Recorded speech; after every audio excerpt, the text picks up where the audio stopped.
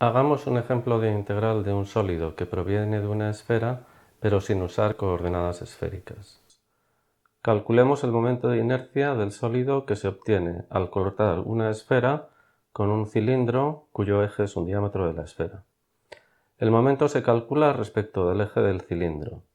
Se supone que la densidad es constante y que el radio del cilindro es obviamente menor que el de la esfera. Si intentamos hacer un esquema, la esfera se corta con un cilindro de radio menor y se obtiene un sólido como se muestra en la figura, que es una especie de cilindro que tiene dos tapas, una superior y otra inferior, que provienen de la esfera. Y el eje del momento en esas coordenadas es OZ. El momento de inercia es la suma de los momentos de cada punto, que es masa por distancia al cuadrado. Por tanto, es la suma en la pieza de la densidad por x2 más y2 de x de y de z. Esta pieza se describe bien en cilíndricas.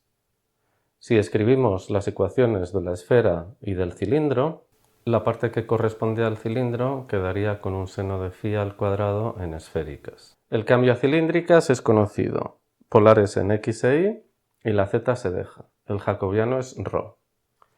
La pieza está colocada sobre el disco ρ cuadrado menor o igual que el radio del cilindro al cuadrado. Y ahora, para cada punto de x y de ese disco, usando la ecuación de la esfera se obtienen los límites de z.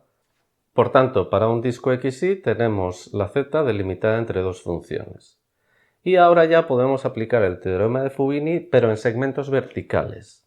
Nuestra integral es la integral en el disco del radio, el radio del cilindro, de la integral en z de mu por x2 más y2, que no depende de z.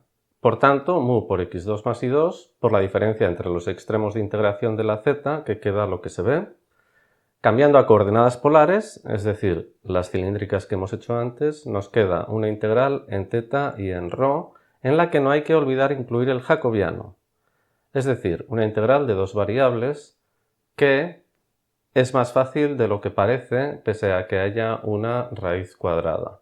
Este tipo de integrales también hay que saber hacerlas. Aunque la expresión que se obtiene al final parece muy complicada, repito que la integral es elemental y debería saberse calcular.